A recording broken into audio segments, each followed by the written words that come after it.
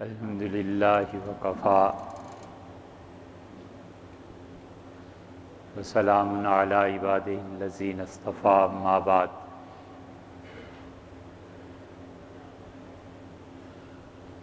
اللہ تعالیٰ کی سنتوں میں سے اور اللہ کے طریقوں میں سے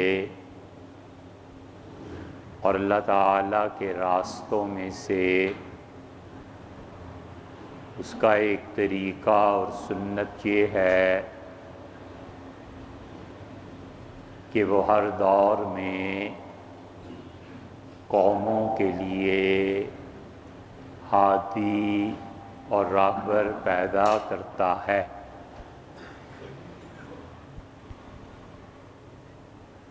وہ لوگ اپنی ممتاز فکر کی بنا پر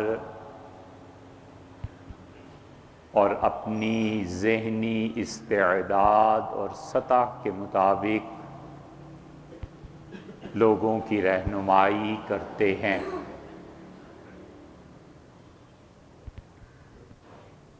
اور اللہ تعالیٰ کی یہ سنت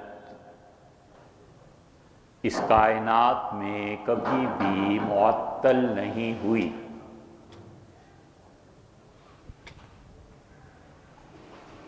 حضرات انبیاء علیہ السلام آتے رہے، حتیٰ کہ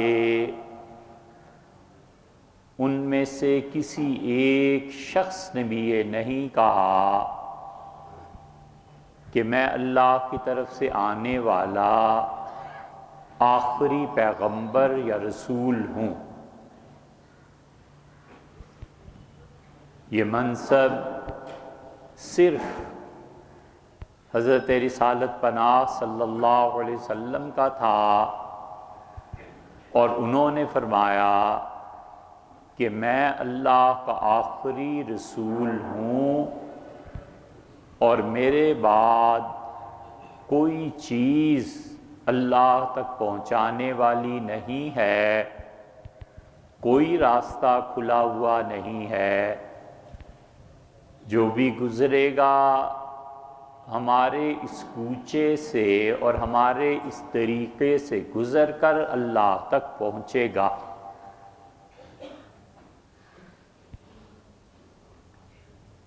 اور اسی لیے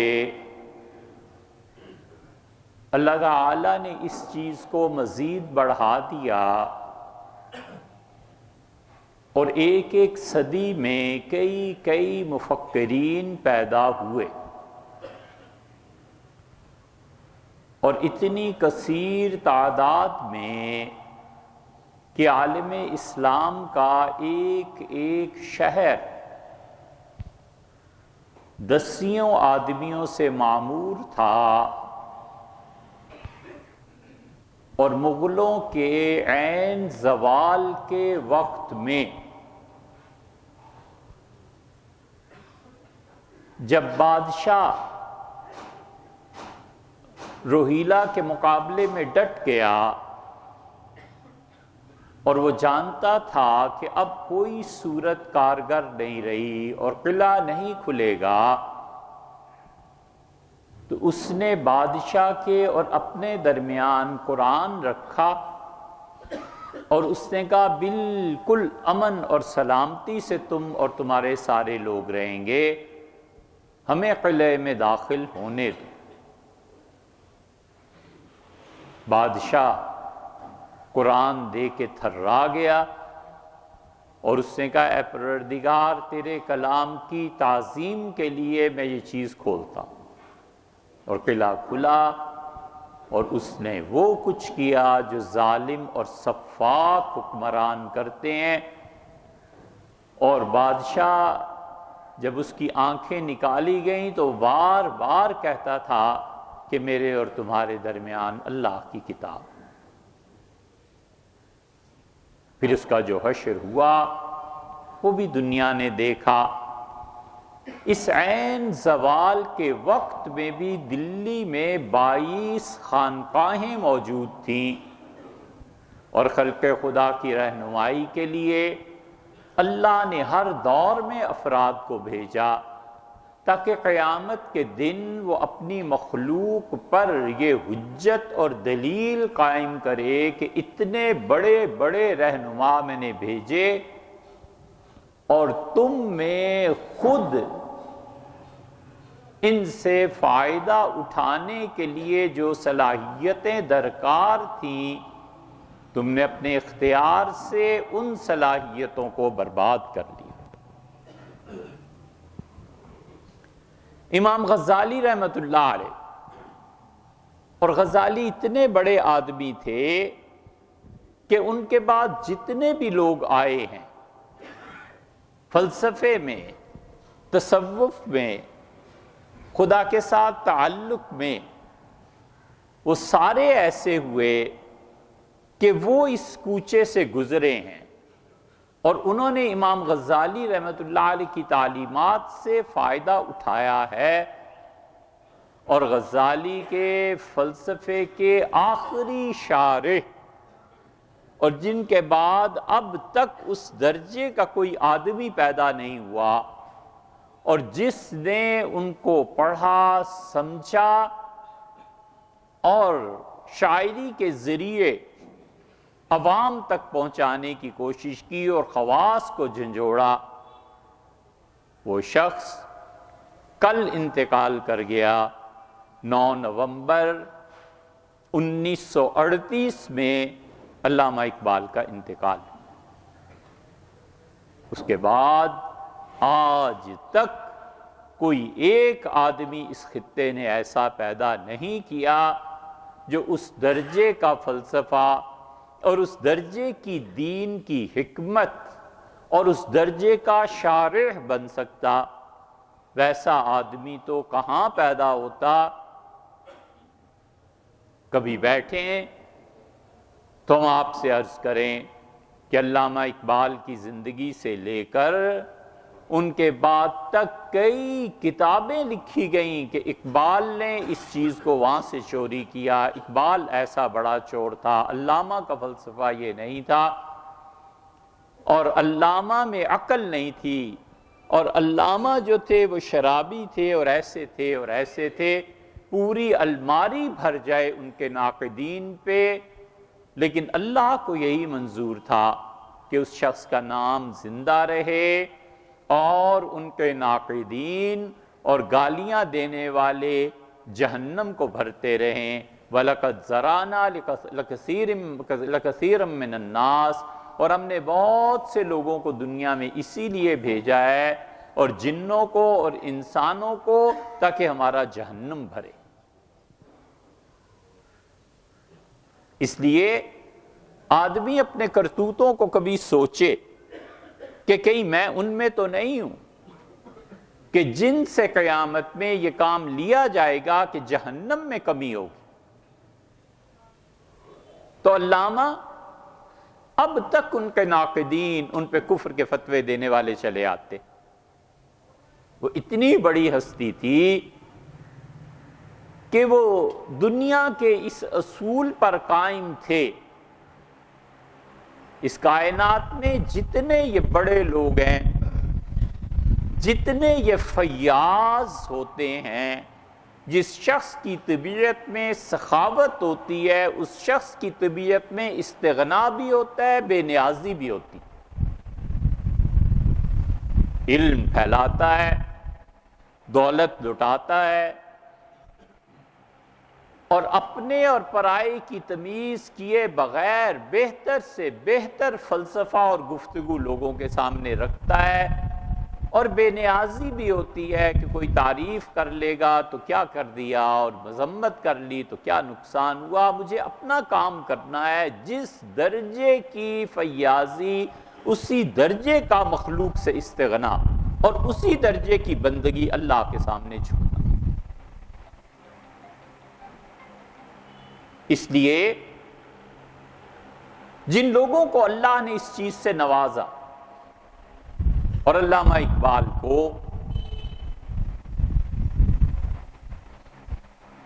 ان کے کلام اور ان کی گفتگو سے فائدہ اٹھانے کے لیے ایک بنیادی چیز طلب ہے،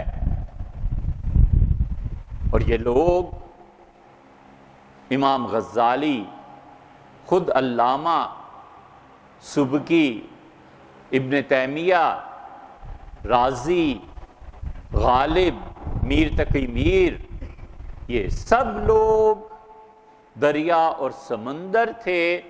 کوئی انسان اپنا پیالہ لے کے گیا وہ بھی بھر گیا، اور کوئی انسان دیگ لے کر گیا تو وہ بھی بھر گیا۔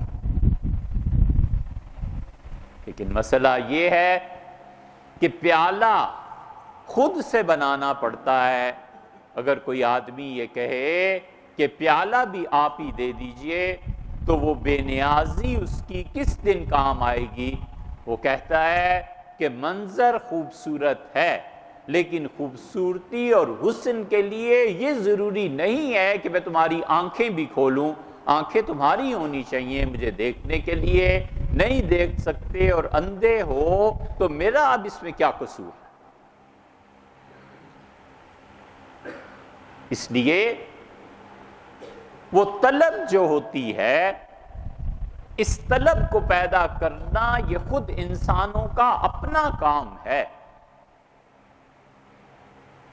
صدیقیت کا جو مقام سیدنا ابو بکر رضی اللہ عنہ کو ملا، اس کی ایک وجہ یہ بھی تھی کہ ان تمام صحابہ کرام رضی اللہ عنہم میں سب سے بڑا ظرف اور طلب رسول اللہ صلی اللہ علیہ وسلم کے در پہ اس ہستی کی تھی۔ جتنی پیاس اسی کے بقدر سیرابی، اور جتنی نگاہ کی درستگی اتنا ہی منظر ڈوب کے اور وسعت کے ساتھ دیکھنا، یہ قدرت کے اصول۔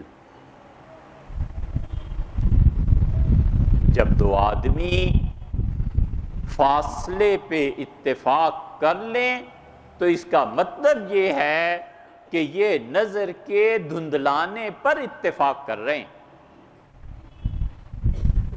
حسن پہ تنقید کرے اور اسے برا جانے اور طے کرے کہ میرے اور آپ کے درمیان اتنا فاصلہ رہے گا، تو اس کا مطلب یہ ہوا کہ وہ اس حسن کا ادراک بھی نہیں کر سکتا۔ جب ادراک نہیں کر سکتا تو اس سے دو نقائص لازم آئیں گے۔ ایک تو یہ کہ جب ادراک نہیں کر سکتا تو اظہار بھی نہیں کر سکے گا، اور دوسرے جب اظہار نہیں ہوگا، ادراک نہیں ہوگا، تو وہ جو اس حسن میں ڈوب جانا اور اس کی کشش ہے اس میں فرق آئے گا، اور جب اس میں فرق آئے گا تو محبت کی شدت نہ ہونے کی وجہ سے لذت میں فرق آئے گا۔ محبت کی شدت لذت کو جنم دیتی ہے۔ سردیاں آتی ہیں اور آپ کبھی کشمیریوں کے ہاں جائیں تو وہ طلب اور بہت زیادہ شدت کے ساتھ شلغم پکاتے ہیں، اور رات بھر پکتا ہے۔ وہ محبت اور طلب اس رات بھر پکنے کے بعد اس میں لذت پیدا کرتی ہے کھانے والے کے لیے۔ جتنی محبتوں کی شدتیں کم ہوتی ہیں اتنا ہی آدمی لذت سے محروم ہوتا ہے۔ وہ جو طلب چاہیے تھی، وہ جو کاسا چاہیے، وہ جو پیالہ چاہیے، وہ سارے کا سارا پیالہ جا کر توڑ دیا ہے ہم نے اپنی خود غرضی پر، اور ہماری خود غرضی صرف دولت کمانے تک محدود رہ گئی ہے کہ کسی طرح زیادہ سے زیادہ پیسے کمائے جائیں۔ ہماری خوشیاں بھی خود غرض ہونے کی ہیں اور ہمارے مسائل بھی خود غرضی کے ہیں۔ اس سے کوئی پرواہ نہیں ہے کہ مجموعی اعتبار سے قوم میں کتنی کمی واقع ہوتی ہے۔ فرد جن جن کوتاہیوں کا مرتکب ہوتا ہے، قومیں بھی انہی کوتاہیوں کی مرتکب ہوتی ہیں، اور فرد جتنا برباد ہوتا ہے قوم بھی اتنی ہی برباد ہوتی ہے۔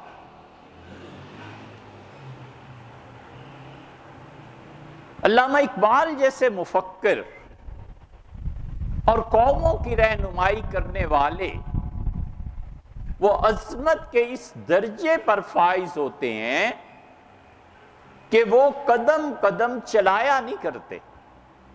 ایک قدم چلے اور منزل اگر 100 قدم پہ تھی تو 99 رہ گئے، اور 2 چلے تو 98 رہ گئے. یہ نہیں کرتے. وہ جتنے قدم بھی اٹھاتے ہیں ان کے ہاں ہر قدم خود ایک منزل ہوتا ہے. تو اتنے بڑے لوگ، اتنا گہرا کلام، لیکن علامہ کو خود بھی یہ ان کے کلام میں مستقل ایک چیز ملے گی. آپ ان کی شاعری کو پڑھیں، وہ اچھی طرح سمجھتے تھے کہ جس ساز کو وہ بجا رہے تھے اس زمانے میں اس ساز کو سننے کے لیے لوگ بہرے تھے، اور جس منظر کو وہ دکھا رہے تھے اس منظر کو دیکھنے کے لیے ان کی قوم کیا، امت اندھی تھی. بات قوم کی نہیں ہے، بات بر صغیر کی نہیں ہے. وہ عالمی سطح کے لوگ، وہ ایک کوچے میں لاہور اور سیالکوٹ کے، انہوں نے دنیا بھر کی رہنمائی کے لیے اصول مرتب کیے.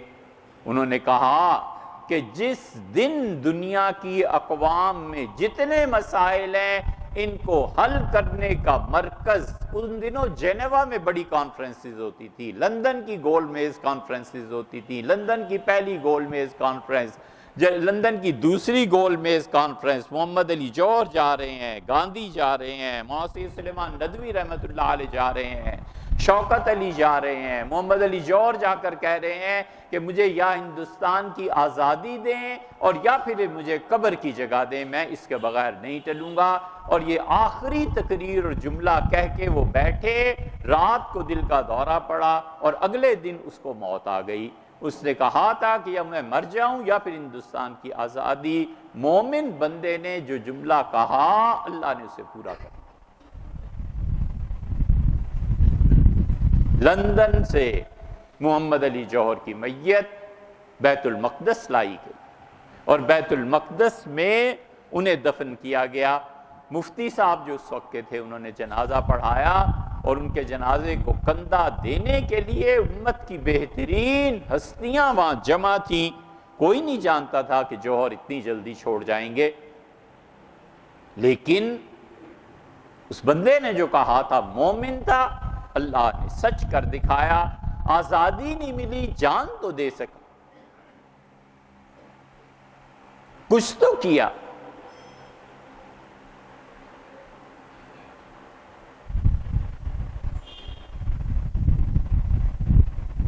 یہ بڑے لوگ تھے. ان سب لوگوں نے عالمی سطح کے مسائل پر بحث کی. جنیوا کانفرنسز کا مرکز بنا ہوا تھا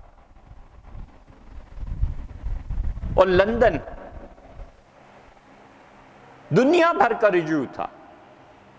گاندھی، نہرو، لیاقت علی خان، کون کون وہاں جاتا تھا. لیکن اس ہستی نے جس کی نگاہ بہت دور اور دیر تک دیکھتی رہتی تھی، انہوں نے کہا جس دن تمہارے مسائل کا مرکز جنیوا کی بجائے مکہ بن گیا نا، اس دن ساری دنیا میں امن آ جائے گی. یہ مدینہ یونیورسٹی اور یہ اتنے بڑے تعلیمی نظام، اس کا خواب انہوں نے دیکھا تھا اور جوہر نے دیکھا تھا اور شبلی نے دیکھا تھا، اور وہ نہیں جانتے تھے کہ جو خواب وہ دیکھ رہے ہیں اس کی تعبیر کب پوری ہوگی اور دنیا کے کس خطے میں. وہ اسی لیے مکہ میں اتنی بڑی یونیورسٹی بنانا چاہتے تھے کہ وہ چاہتے تھے دنیا بھر کے بچے یہاں آئیں، پڑھیں اور عالم اسلام کے مسائل کو حل کر سکیں. مگر ہوا وہی جو نابینا اور اندھی اقوام کے ساتھ ہوتا ہے. اور علامہ اقبال، ان کا کلام جو فارسی میں اور جو انہوں نے لوگوں کی رہنمائی کی سب دھرے کا دھرا رہ گیا، اور ایسے لوگوں کے سامنے اور اس قوم کے سامنے وہ کھیر بنا کر پیش کرتے رہے جنہیں سرے سے یہ شعور ہی نہیں تھا کہ میٹھا کیا اور کھٹا کیا۔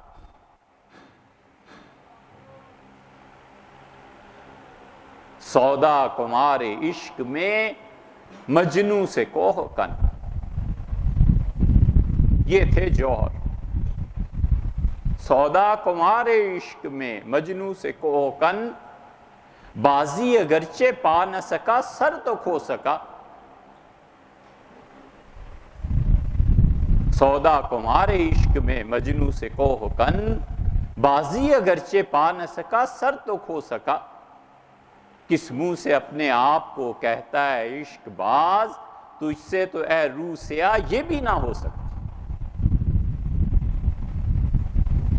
اتنی روح سیاہی ہوئی، اتنی منہ پہ کالک ملی کہ علامہ اقبال کو سمجھنے کے لیے پہلی شرط جو فارسی زبان تھی ہم نے کھرچ کھرچ کے اپنے نظام تعلیم سے وہ نکالی۔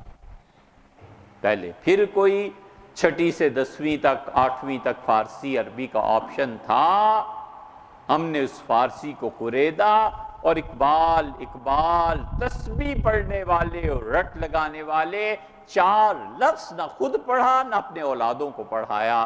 فارسی کو دیس نکالا، اسکولوں نے تو دیا ہی دیا تھا، اب ہمارے مدرسوں میں بھی فارسی نہیں پڑھاتے۔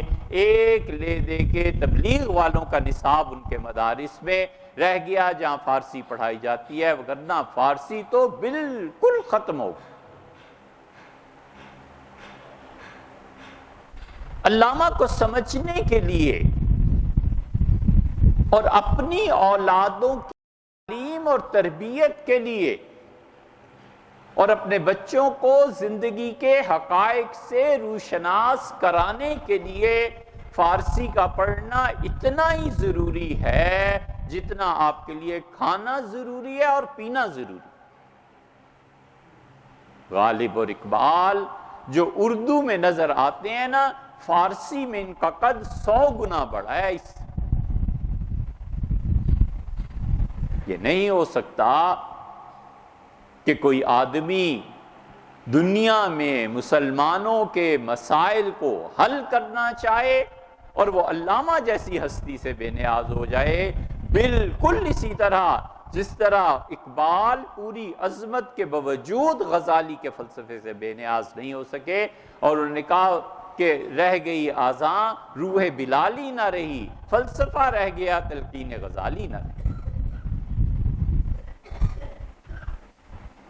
ساری زندگی ان شیعہ اور سنی کے مسائل میں الجھے رہے اور بار بار فتوے پوچھتے رہے کہ شیعہ کا جنازہ پڑھیں کہ نہ پڑھیں، اس کے کیا ہوگا، اور کفر ہے یا اسلام ہے، اور اتنا احساس نہ ہوا کہ علامہ اقبال کے فارسی کلام کو ہمارے ہمسائے لے اڑے۔ ایران کا پورا انقلاب اس کی بنیاد میں علامہ اقبال ہیں۔ خمینی اسی لیے بار بار کہتا ہے اقبال کو پڑھو، بار بار کہتا ہے کہ اقبال کو پڑھو۔ کسی نے ان سے پوچھا کہ آپ کا مذہب اور مسلک کیا ہے، انہوں نے کہا میرا مذہب اور مسلک اول سے لے کے آخر تک وہی ہے جو علامہ اقبال۔ آپ ایران جائیں، ہمارے یہاں کبھی مدتوں آپ علامہ اقبال کا کلام نہیں سنیں گے ٹی وی پہ، اور وہاں جائیں وہاں کا ریڈیو اور ٹی وی علامہ اقبال کا فارسی کلام اب تک نشر کرتا ہے، اب تک اس کے کلام سے حرارت لیتے ہیں، اب تک اس کے کلام سے وہ زندگی کا پیغام وصول کرتے ہیں، اب تک ان کے آیات اللہ جتنے بھی ہیں آیت اللہ یہ اور بڑے بڑے لوگ ہم نے خود دیکھے۔ اس سفر میں گئے ابھی مئی میں رمضان سے پہلے، کتنے ہی لوگوں کو دیکھا علامہ اقبال کے فارسی کے کلام کو پڑھتے ہوئے، ملا صدرہ کو پڑھتے ہوئے۔ یہ سب کیا ہے؟ یہ سب یہ ہے کہ گھر والوں کی آنکھیں اندھی رہیں، اور پھول جا کر جب بازار میں بکا تو پھر روئے اور ہاتھ ملے کہ ہائے یہ پھول تو ہمارے گھر میں اگا تھا، یہ کیا ہو گیا؟ تم اندھے تھے، لوگ تو اندھے نہیں تھے۔ یہ چیزیں ہوتی. علامہ اقبال کو اگر سمجھنا ہو تو عقل اور عشق کے توازن کو سمجھے. یہ بہت معرکۃ الآراء بحث ہے، وقت نہیں ہوتا اور ذوق کے لوگ نہیں ملتے، وگرنہ ہم اس پہ پورا سال بولیں کہ عقل اور عشق ہوتی کیا ہے اور علامہ نے اسے کس نظر سے دیکھا ہے کہ علم کیا ہے، عقل کیا ہے، عشق کیا ہے. اسی لیے وہ بار بار حضرت رسالت مآب صلی اللہ علیہ وسلم کی محبت پر زور دیتے ہیں اور وہ کہتے ہیں کہ سارا دین حضور اقدس صلی اللہ علیہ وسلم کی محبت میں مندرج ہے. گر بہو نہ رسیدی تمام بو لہبیس، اور اگر ان تک نہیں پہنچے تو تمام راستے ابو لہب کے ہیں، حضور اقدس صلی اللہ علیہ وسلم کا راستہ نہیں. علامہ کے کلام میں بہت واضح آپ کو نظر آئے گا ان کی تنہائی. وہ ایسے ہی نہیں بیٹھ کے روتے رہتے تھے. آخری 3-4 سال ان کی زندگی کے، ان کی فکر کی گہرائی، اور ان کے نوکر، ان کے خادم نے لکھا ہے ایک حقہ ہوتا تھا جو مجھے بار بار پیش کرنا پڑتا تھا، اور بس اس کے بعد وہ موڑے پر ٹیک لگا کے بیٹھے رہتے تھے، نیم دراز، آدھے لیٹے اور آدھے بیٹھے، اور حقہ پیتے رہتے تھے اور ان کی آنکھوں سے مسلسل آنسو گرتے رہتے تھے. یہ معرفت الہیہ کا ایسا مقام ہے جو ہم نے اپنے اساتذہ میں دیکھا. ہم بچے تھے، نہیں سمجھتے تھے، مگر اب کبھی کبھی اس خوشبو کا ایک جھونکا آتا ہے کہ ان بڑے لوگوں کا یہی حال تھا. پیر مہر علی شاہ صاحب رحمۃ اللہ علیہ کا بھی یہی حال ہو گیا تھا. وہ گولڑا جیسی سنگلاخ زمین میں اور پنڈی جیسے شہر میں جہاں ایک آدمی ایسا نہیں تھا جو حضرت کو سمجھ سکتا، وہ ابن عربی رحمۃ اللہ علیہ پہ بحث کرتے تھے، وہ غزالی کے افکار پر بحث کرتے تھے. یہ علامہ اقبال جیسا آدمی حضرت کو لکھتا ہے کہ حضرت فلاں فلاں مسئلے میں مجھے رہنمائی چاہیے، اور حضرت لکھتے ہیں کہ علامہ کو لکھو کہ اب میں عمر کے اس حصے میں آ گیا ہوں کہ زیادہ گفتگو کر نہیں سکتا. یہ اتنے بڑے بڑے لوگ قیامت میں جب اللہ ہم سے پوچھے گا کہ یہ تمہارے خطے میں پیدا ہوئے، ہم نے تم میں بھیجا تھا، تم نے ان کا کیا حق ادا کیا، تم نے ان سے کیا فائدہ اٹھایا، تو ہم نے اللہ کو کیا جواب دینا ہے؟ اللہ اپنی نعمتوں میں صرف ٹھنڈے پانی کا پوچھے گا اور گرم روٹی کا پوچھے گا، اور اللہ اپنی نعمتوں میں سے صرف اولاد کے بارے میں پوچھے گا اور پیسے کے بارے میں اور بیوی کے بارے میں پوچھے گا؟ بالکل خدا کسی سے نہیں پوچھے گا کہ علامہ جیسا آدمی تم میں بھیجا، کیا کیا تم نے؟ اس شخص کا کیا حق بنتا تھا؟ حق یہ بنتا تھا کہ کل اور آج کے جمعے میں شاید ہی کسی مسجد میں علامہ کی بات ہوتی ہو. ہم اتنا بھی نہیں کر سکتے کہ ہم 2-4 آیات پڑھیں، ہم اتنا بھی نہیں کر سکتے کہ ہم اللہ سے دعا مانگیں کہ خدا اس کے مقام سے ہمیں روشناس کرے. ہم اپنا پیالہ لے کے اس کے در پر حاضر ہوں، اور پیالہ جب تک خالی ہوتا ہے اور انسان پھیلاتا ہے تب بڑے لوگوں کی طرف سے دودھ اور ظرف کے مطابق اس کی سیرابی ہوتی ہے. ہو نہیں سکتا کبھی بھی کہ آدمی بڑے لوگوں کی دستک دے، حاضری دے اور پیالہ الٹا لے کے جائے. یہ سب تنقید کرنے والے بڑے سے بڑے ولی اللہ کے در پہ بھی جاتے ہیں، بڑے سے بڑے مفکر کے در پہ بھی جاتے ہیں، مگر تنقید اور اعتراض لے کے جاتے ہیں اپنے پیالے کو الٹا کر کے. 100 برس بھی جاتے رہیں اور اس دینے والے کا فضل و کرم بحر الکاہل کی طرح اور ساون کی بارشوں کی طرح بھی برسے تو اس پیالے میں ایک قطرہ نہیں جاتا، کیونکہ پیالہ خود الٹا رکھا. ختم کرے اس اعتراض کی عادت کو، ختم کرے اس تنقید کی عادت کو. تنقید کے لیے بھی علم چاہیے، وہ ہوتا نہیں. اعتراض کے لیے بھی علم چاہیے، وہ ہوتا نہیں. تو جہالت وافر مقدار میں ہے، جس کو چاہو ذلیل کرو، جس کو چاہو اس میں عیب نکالو معاذ اللہ. نبی کریم صلی اللہ علیہ وسلم میں کیا عیب تھا؟ یہی کہ ایک بازار جاتا ہے، کھانا خریدتا ہے، اپنے کھانے پینے، مال حاضر رسول یاکل الطعام، اس یہ رسول ہے جو کھانا کھاتا ہے؟ کھانا کھانے تک پہ اعتراض. وَيَمْشِي فِي الْأَسْوَاقِ یہ بازاروں میں اپنے گھر کی سودے خریدتا ہے اور کہتا ہے میں خدا کا رسول. بھلا بتاؤ کہ رسالت میں اور کھانا کھانے میں اور چیزیں سودے خریدنے میں تضاد کیا ہے؟ مگر اعتراض ہے اس لیے کہ آخر اس کھڈے کو بھی تو خدا نے بھرنا ہی ہے جس کے لیے بہت سے انسان اور جنات پیدا کیے ہیں. ہم اتنا بھی نہیں کر سکتے کہ اس ہستی کے لیے ہاتھ اٹھائیں، اس کے لیے دعا مانگیں. اور اس کے لیے کیا دعا مانگنی ہے؟ ہم اپنے مقدر اور نصیب پہ روئیں اور اللہ سے دعا مانگیں کہ اللہ اس کی بات، اس کا پیغام سمجھنے کی توفیق دے. اپنے بچوں کو پڑھائیے، بال کو پڑھائیے، اس کی نظمیں، اس کے اشعار یہ یاد کروائیے تاکہ اگلی نسل میں یہ شعور پیدا ہو کہ شاہین کا مقام کیا ہے اور گدھ کا مقام کیا ہے. پتہ چلے انہیں بچوں کو کہ انسانیت کی علم برداری اور انسانیت کی رہنمائی کیا ہے، اور اپنے گھر میں گنبد میں بیٹھ جانا اور مر جانا یہ کیا ہے جسے پتہ ہی نہ ہو کہ آگے کیا. اسے پتہ چلے کہ ایمان کی ابتدا اور انتہا کیا ہے، عقل اور عشق کا مارکہ کیا ہے، حدیث جبر و قدر کیا ہے. اتنی زبردست چیز ہے کہ مولانا روم جیسے آدمی نے اس مسئلے پہ بحث کیا ہے، حدیث جبر و قدر پہ. رازی نے بحث کیا اور رازی ہار گیا ہے. علامہ اقبال اسی لیے تو کہتے ہیں کہ رازی ابھی راستے میں ہے، اور اگر منزل پہ پہنچے ہوئے کو دیکھنا ہے تو رومی کو دیکھو جسے عشق نے منزل پہ پہنچا دیا اور عقل نے مار دیا ہے رازی کو. اللہ تعالی ہمیں سمجھ کی توفیق بخشے.